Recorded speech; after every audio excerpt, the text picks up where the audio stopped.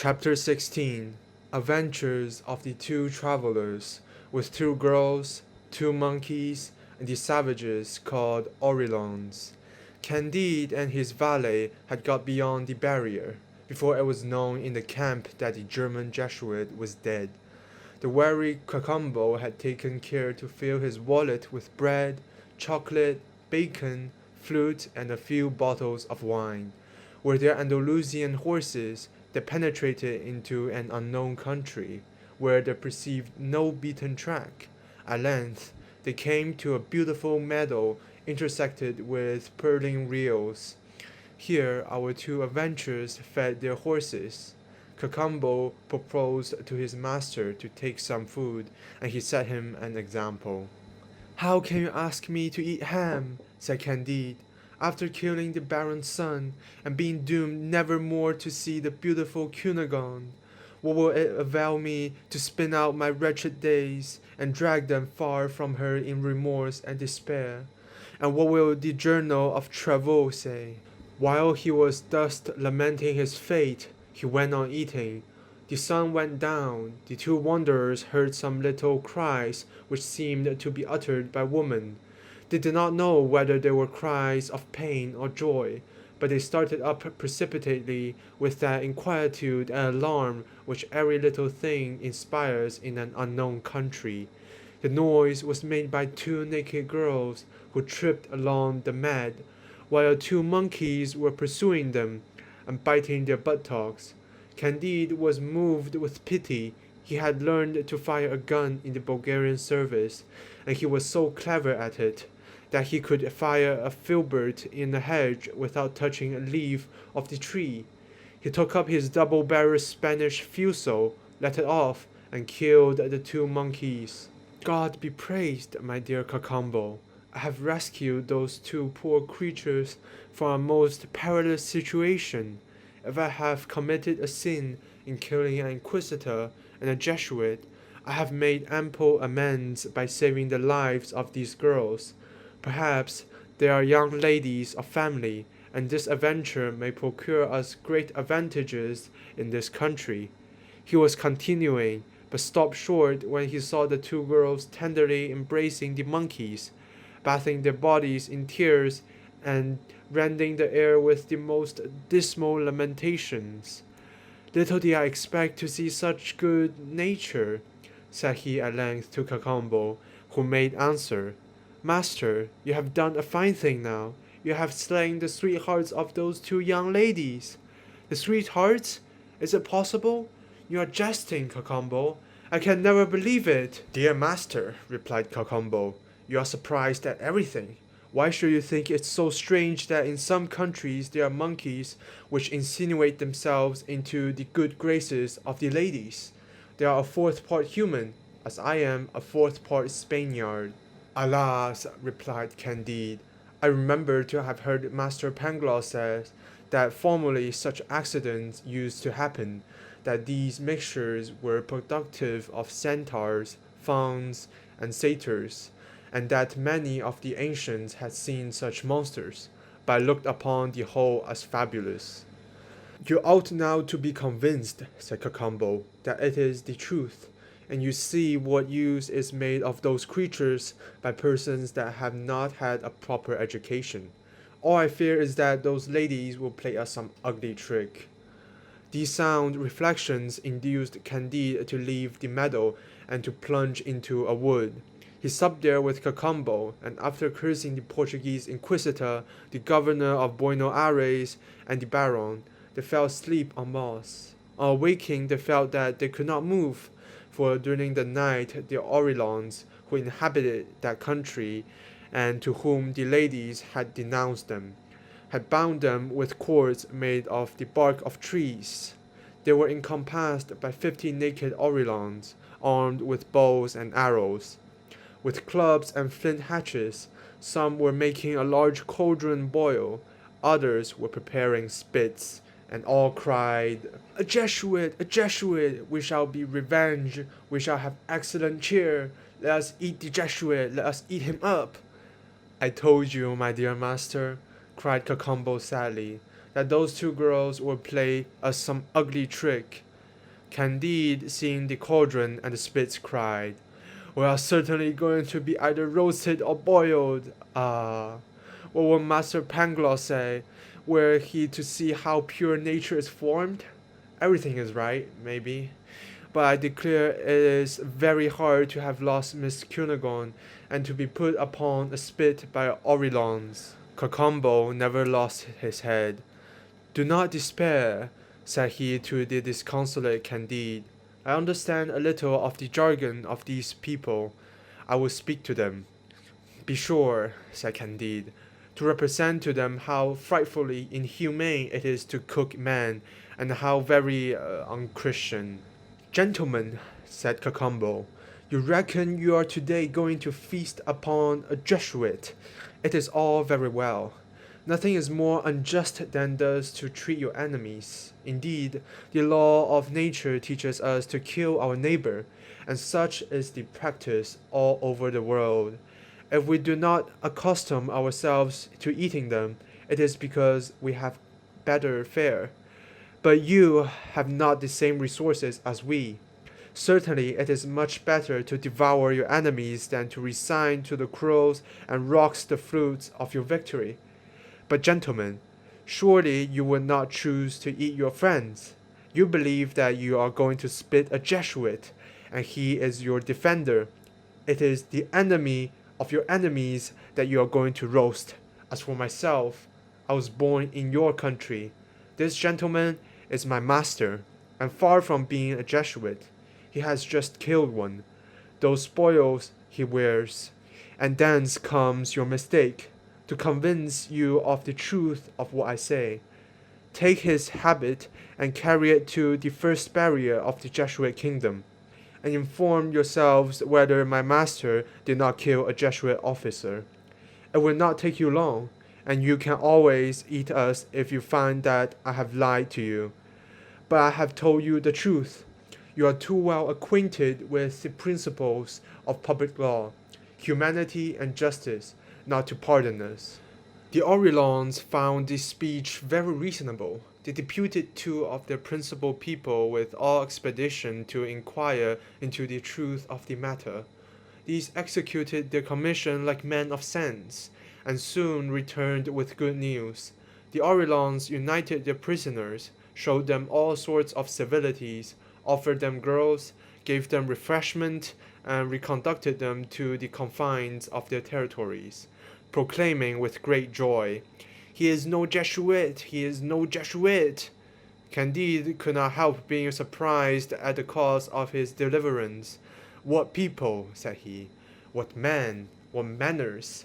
If I had not been so lucky as to run Miss Cunegonde's brother through the body, I should have been devoured without redemption. But, after all, pure nature is good, since these people, instead of feasting upon my flesh, have shown me 1,000 civilities, when then I was not a Jesuit." Chapter 17.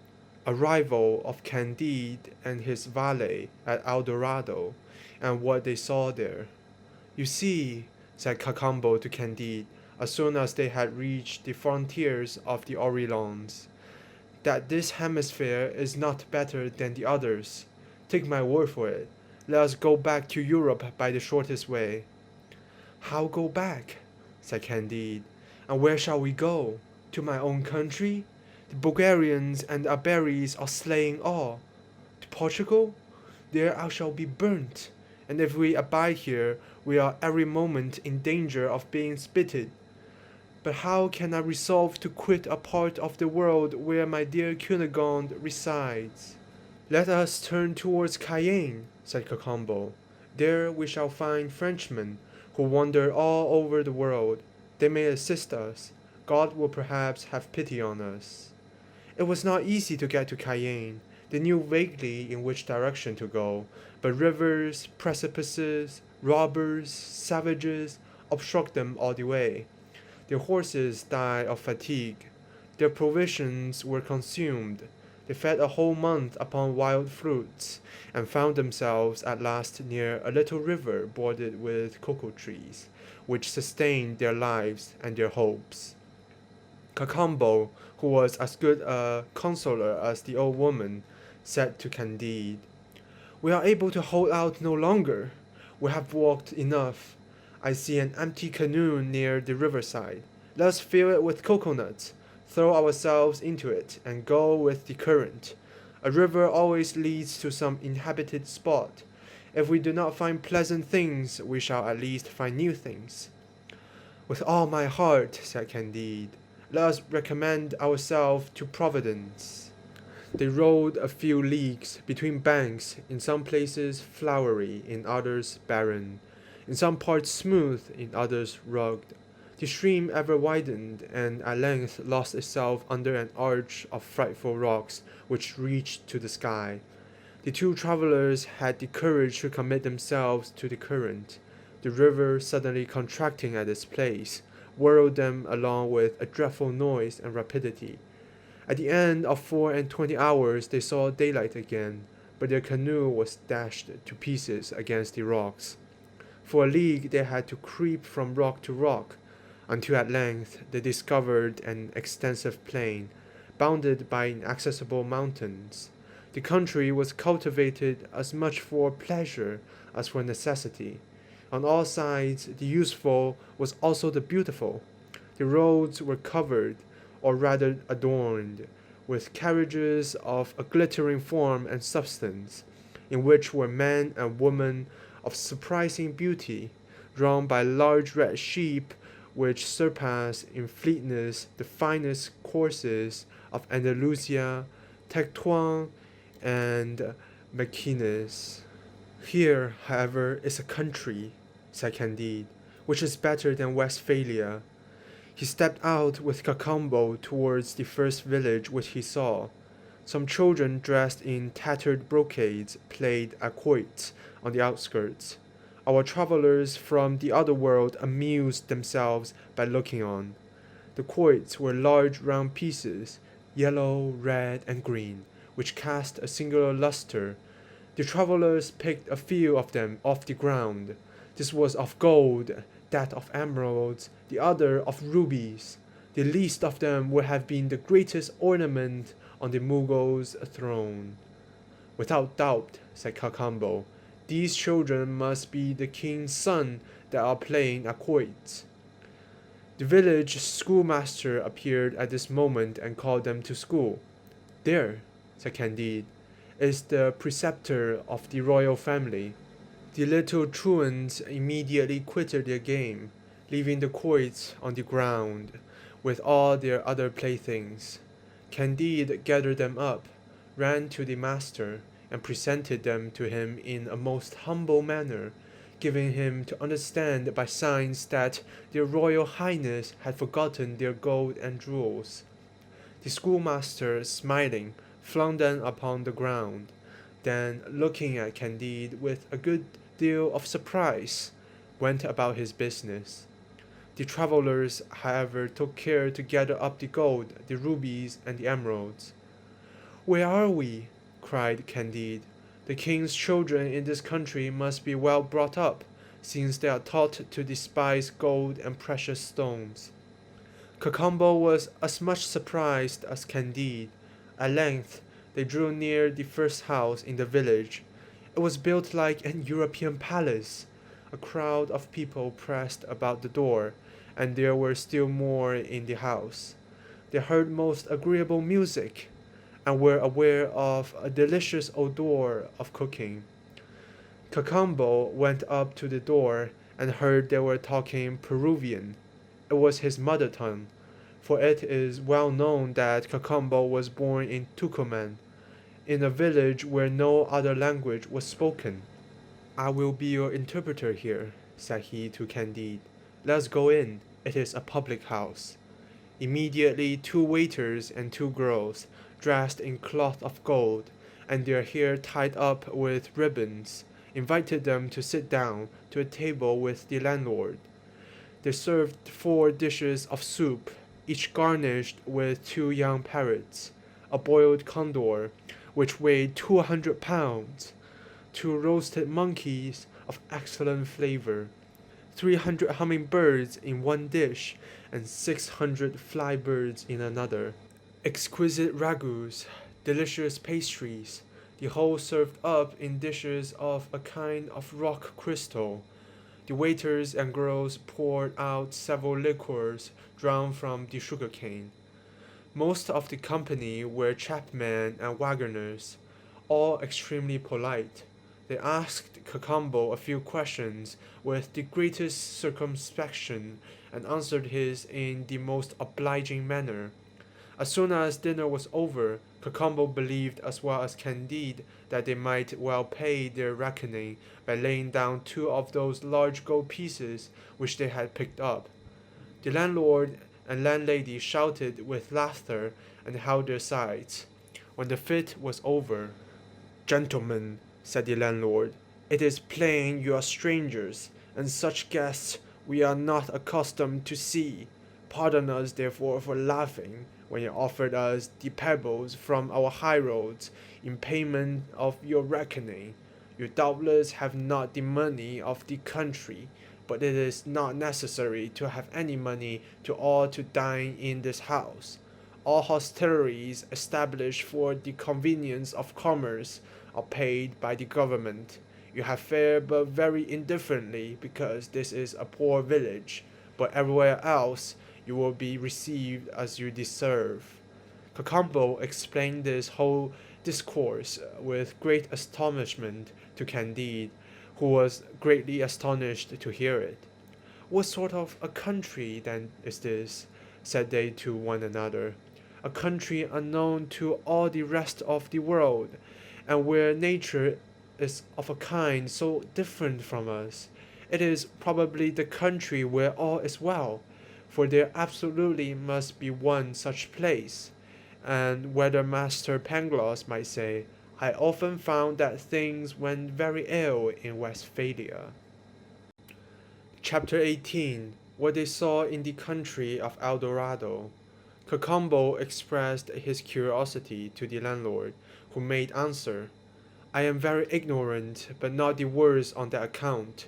However, we have in this neighborhood an old man retired from court, who is the most learned and most communicative person in the kingdom." At once he took Cacambo to the old man. Candide acted now only a second character and accompanied his valet. They entered a very plain house, for the door was only of silver, and the ceilings were only of gold, but wrought in so elegant a taste as to vie with the richest. The antechamber, indeed, was only encrusted with rubies and emeralds, but the order in which everything was arranged made amends for this great simplicity. The old man received the strangers on his sofa, which was stuffed with hummingbirds' feathers, and ordered his servants to present them with liquors in diamond goblets, after which he satisfied their curiosity in the following terms. "I am now 172 years old, and I learnt of my late father, master of the horse to the king, the amazing revolutions of Peru, of which he had been an eyewitness. The kingdom we now inhabit is the ancient country of the Incas, who quitted it very imprudently to conquer another part of the world, and were at length destroyed by the Spaniards. More wise by far were the princes of their family, who remained in their native country, and they ordained, with the consent of the whole nation, that none of the inhabitants should ever be permitted to quit this little kingdom, and this has preserved our innocence and happiness. The Spaniards have had a confused notion of this country, and have called it El Dorado, and an Englishman, whose name was Sir Walter Raleigh, came very near it about 100 years ago, but being surrounded by inaccessible rocks and precipices, we have hitherto been sheltered from the rapaciousness of European nations, who have an inconceivable passion for the pebbles and dirt of our land, for the sake of which they would murder us to the last man. The conversation was long. It turned chiefly on their form of government, their manners, their women, their public entertainments, and the arts. At length, Candide, having always had a taste for metaphysics, made Cacambo ask whether there was any religion in that country. The old man reddened a little. "How, then," said he, "can you doubt it? Do you take us for ungrateful wretches?" Cacambo humbly asked, "What was the religion in El Dorado?" The old man reddened again. "Can there be two religions?" said he. "We have, I believe, the religion of all the world. We worship God night and morning." "Do you worship but one God?" said Cacambo, who still acted as interpreter in representing Candide's doubt. "Surely," said the old man, "there are not two, nor three, nor four. I must confess the people from your side of the world ask very extraordinary questions." Candide was not yet tired of interrogating the good old man. He wanted to know in what manner they prayed to God in El Dorado. "We do not pray to him," said the worthy sage. "We have nothing to ask of him. He has given us all we need, and we return him thanks without ceasing." Candide, having a curiosity to see the priest, asked where they are. The good old man smiled. "My friend," said he, "we are all priests. The king and all the heads of families sing solemn canticles of thanksgiving every morning, accompanied by 5 or 6 thousand musicians." "What? Have you no monks who teach, who dispute, who govern, who cabal, who burn people that are not of their opinion?" "We must be mad indeed if that were the case," said the old man. "Here we are all of one opinion, and we know not what you mean by monks." During this whole discourse, Candide was in raptures, and he said to himself, "This is vastly different from Westphalia and the Baron's castle. Had our friend Pangloss seen El Dorado, he would no longer have said that the castle of Thunder Ten Tronckh was the finest upon earth. It is evident that one must travel." After this long conversation, the old man ordered a coach and 6 sheep to be got ready, and 12 of his domestics to conduct the travellers to court. "Excuse me," said he, "if my age deprives me of the honor of accompanying you.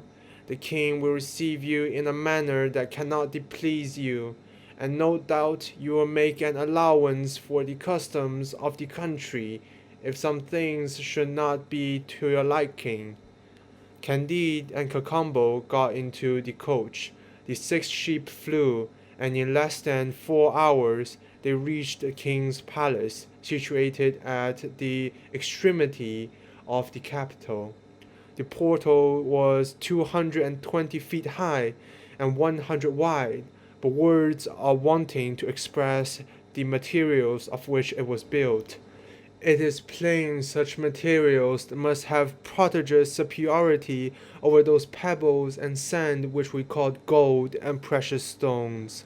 20 beautiful damsels of the king's guard received Candide and Cacambo as they alighted from the coach, conducted them to the bath, and dressed them in robes woven of the down of humming-birds. After which the great crown officers of both sexes led them to the king's apartment, between 2 files of musicians, 1,000 on each side. When they drew near to the audience chamber, Cacambo asked one of the great officers in what way he should pay his obeisance to his majesty, whether they should throw themselves upon their knees or on their stomachs, whether they should put their hands upon their heads or behind their backs, whether they should lick the dust off the floor. In a word, what was the ceremony? "The custom," said the great officer, is to embrace the king and to kiss him on each cheek. Candide and Cacambo threw themselves round his Majesty's neck. He received them with all the goodness imaginable, and politely invited them to supper. While waiting, they were shown the city and saw the public edifices raised as high as the clouds, the marketplace ornamented with 1,000 columns, the fountains of spring water, those of rose water, those of liquors drawn from sugar cane, incessantly flowing into the great squares, which were paved with a kind of precious stone which gave off a delicious fragrancy like that of cloves and cinnamon. Candide asked to see the court of justice, the parliament, which they told him they had none, and that they were strangers to lawsuits. He asked if they had any prisons, and they answered no. But what surprised him most and gave him the greatest pleasure was the Palace of Science, where he saw a gallery 2,000 feet long and filled with instruments employed in mathematics and physics. After rambling about the city the whole afternoon and seeing but a thousandth part of it, they were reconducted to the royal palace, where Candide sat down to table with his Majesty, his valet Cacambo, and several ladies. Never was there a better entertainment, and never was more wit shown at a table than that which fell from his Majesty. Cacambo explained the king's bon mots to Candide, and notwithstanding they were translated, they still appeared to be bon mots. Of all the things that surprised Candide, this was not the least. They spent a month in this hospitable place. Candide frequently said to Cacambo, "I own, my friend, once more that the castle where I was born is nothing in comparison with this. But, after all, Miss Cunegonde is not here, and you have, without doubt, some mistress in Europe. If we abide here, we shall only be upon a footing with rest, whereas if we return to our old world, only with 12 sheep laden with the pebbles of El Dorado, we shall be richer than all the kings in Europe. We shall have no more inquisitors to fear, and we may easily recover Miss Cunegonde." This speech was agreeable to Cacambo. Mankind are so fond of revolving, of making a figure in their own country, and of boasting of what they have seen in their travels, that the two happy ones resolved to be no longer so, but to ask his Majesty's leave to quit the country. "You are foolish," said the king. "I am sensible that my kingdom is but a small place, but when a person is comfortably settled in any part he should abide there. I have not the right to detain strangers. It is a tyranny which neither our manners nor our laws permit. All men are free. Go when you wish. But the going will be very difficult. It is impossible to ascend that rapid river on which you came as by a miracle, and which runs under vaulted rocks. The mountains which surrounded my kingdom are 10,000 feet high, and as steep as walls. They are each over 10 leagues in breadth, and there is no other way to descend them than by precipices. However, since you absolutely wish to depart, I shall give orders to my engineers to construct a machine that will convey you very safely. When we have conducted you over the mountains, no one can accompany you further, for my subjects have made a vow never to quit the kingdom, and they are too wise to break it. Ask me besides anything that you please." "We desire nothing of your Majesty," says Candide, "but a few sheep laden with provisions, pebbles, and the earth of this country." The king laughed. "I cannot conceive," said he, "what pleasure you Europeans find in our yellow clay, but take as much as you like. and great good may it do you." At once he gave directions that his engineers should construct a machine to hoist up these two extraordinary men out of the kingdom. 3,000 good mathematicians went to work. It was ready in 15 days, and did not cost more than 20 million sterling in the specie of that country. They placed Candide and Cacambo on the machine. There were two great red sheep saddled and bridled to ride upon as soon as they were beyond the mountains. 20 packed sheep laden with provisions, 30 with presents of the curiosity of the country, and 50 with gold, diamonds, and precious stones. The king embraced the two wonders very tenderly.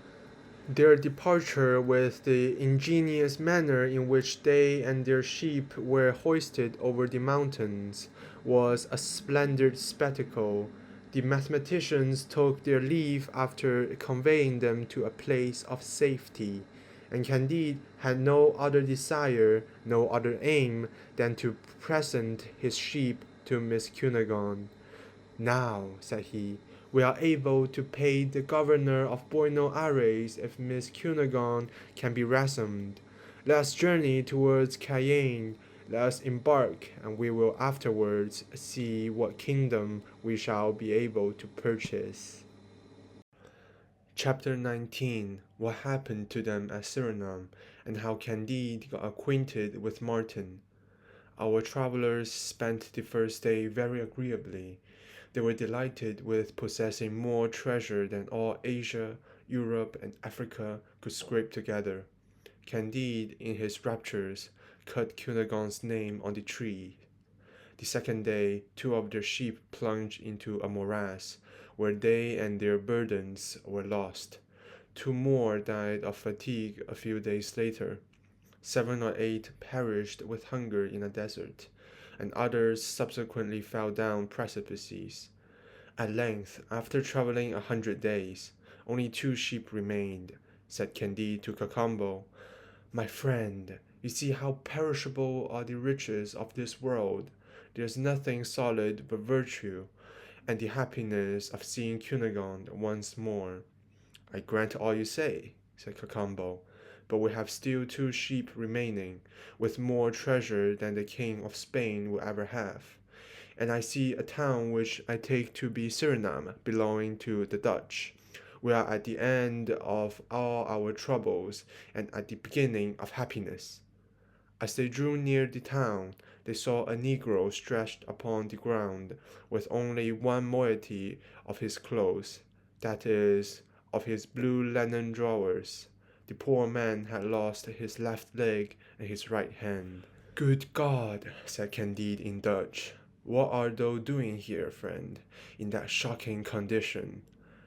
"I am waiting for my master, Mynheer Vanderdendur, the famous merchant," answered the negro. "Was it Mynheer Vanderdendur," said Candide, "that treated thee thus?" "Yes, sir," said the negro.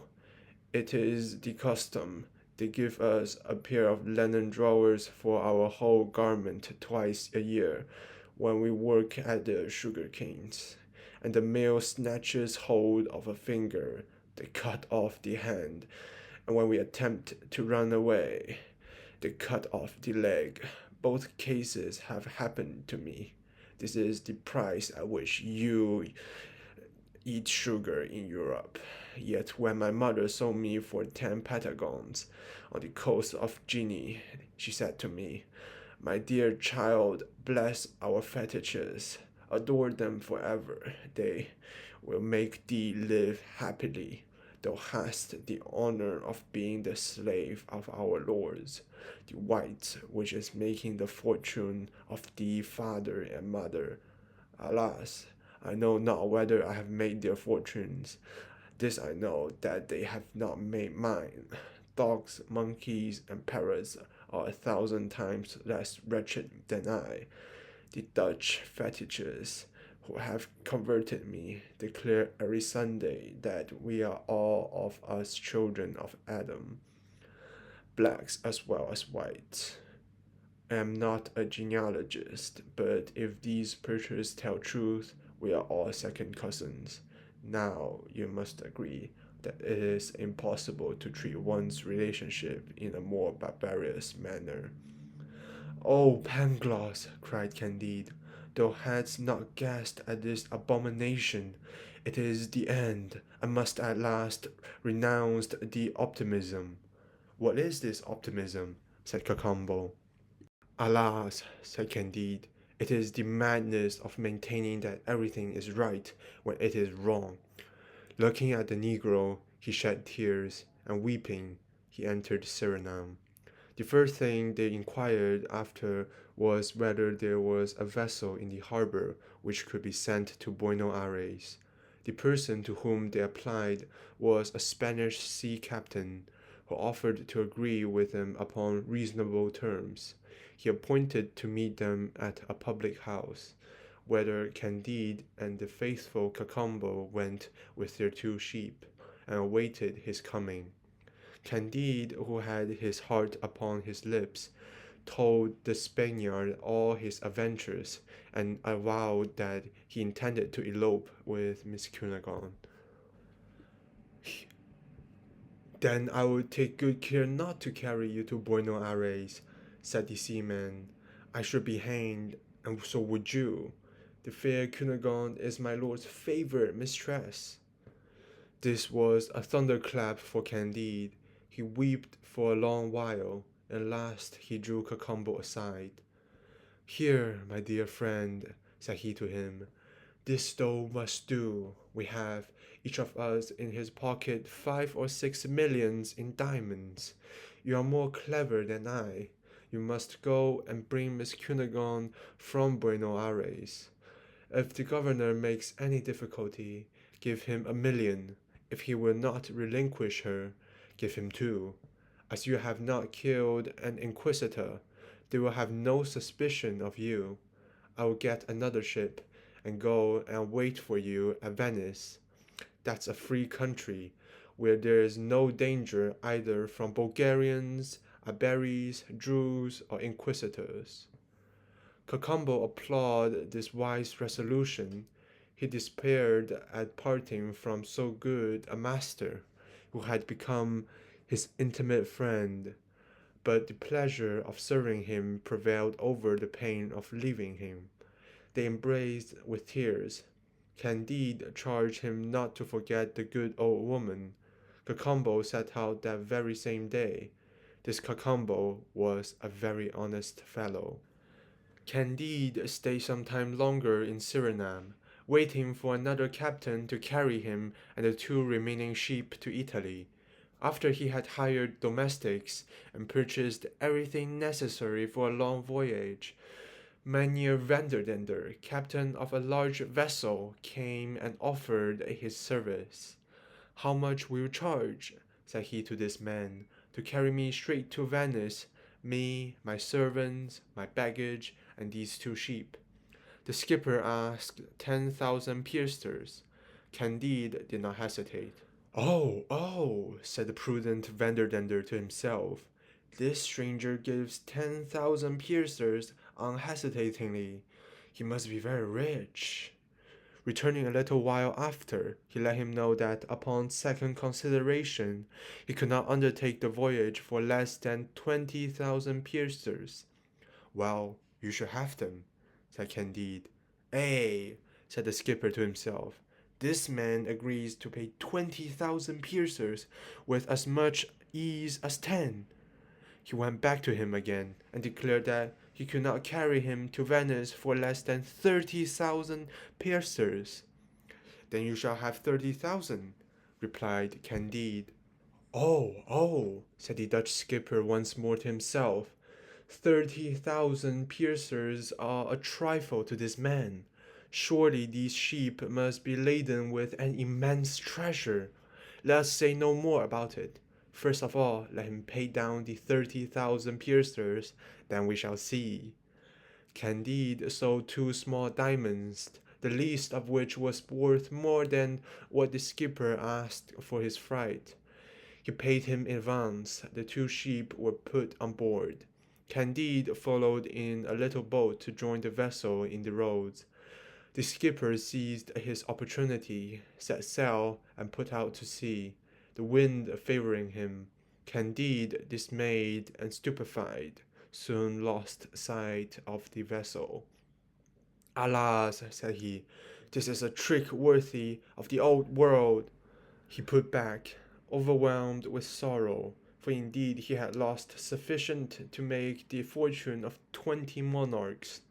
He waited upon the Dutch magistrate, and in his distress he knocked over loudly at the door. He entered and told his adventure, raising his voice with unnecessary vehemence. The magistrate began by fining him 10,000 piasters for making a noise. Then he listened patiently, promised to examine into his affair at the skipper's return, and ordered him to pay 10,000 piasters for the expense of the hearing. This drove Candide to despair. He had indeed endured misfortunes 1,000 times worse. The coolness of the magistrate and of the skipper who had robbed him roused his choler and flung him into a deep melancholy. The villainy of mankind presented itself before his imagination in all its deformity, and his mind was filled with gloomy ideas. At length, hearing that a French vessel was ready to set sail for Bordeaux, as he had no ship laden with diamonds to take along with him, he hired a cabin at the usual price. He made it known in the town that he would pay the passage and board, and give 2,000 piasters to any honest man who would make the voyage with him, upon condition that this man was the most dissatisfied with his state, and the most unfortunate in the whole province. Such a crowd of candidates presented themselves that a fleet of ships could hardly have held them. Candide, being desirous of selecting among the best, marked about 1/20th of them who seemed to be sociable men, and who all pretended to merit his preference. He assembled them at his inn, and gave them a supper on condition that each took an oath to relate his history faithfully, promising to choose him who appeared to be most justly discontented with his state, and to bestow some presents upon the rest. They sat until 4 o'clock in the morning. Candide, in listening to all their adventures, was reminded of what the old woman had said to him in their voyage to Buenos Aires, and of her wager that there was not a person on board the ship but had met with very great misfortunes. He dreamed of Pangloss at every adventure told to him.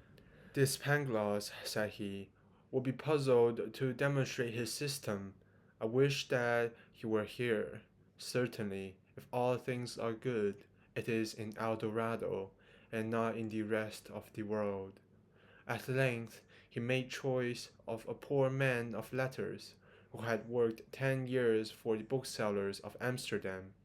He judged that there was not in the whole world a trade which could disgust one more. This philosopher was an honest man, but he had been robbed by his wife, beaten by his son, and abandoned by his daughter, who got a Portuguese to run away with her. He had just been deprived of a small employment on which he subsisted, and he was persecuted by the preachers of Surinam, who took him for a Socinian. We must allow that the others were at least as wretched as he, but Candide hoped that the philosopher would entertain him during the voyage. All the other candidates complained that Candide had done them great injustice, but he appeased them by giving 100 piasters to each. Chapter 20. What happened at sea to Candide and Martin. The old philosopher, whose name was Martin, embarked then with Candide for Bordeaux. They had both seen and suffered a great deal, and if the vessel had sailed from Surinam to Japan by the Cape of Good Hope, the subject of moral and natural evil, would have enabled them to entertain one another during the whole voyage. Candide, however, had one great advantage over Martin, in that he always hoped to see Miss Cunegonde, whereas Martin had nothing at all to hope. Besides, Candide was possessed of money and jewels, and though he had lost 100 large red sheep, laden with the greatest treasure upon earth, though the knavery of the Dutch skipper still sat heavy upon his mind, yet when he reflected upon what he had still left, and when he mentioned the name of Cunegonde, especially towards the latter end of a repast, he inclined to Pangloss's doctrine. "But you, Mr. Martin," said he to the philosopher, "what do you think of all this?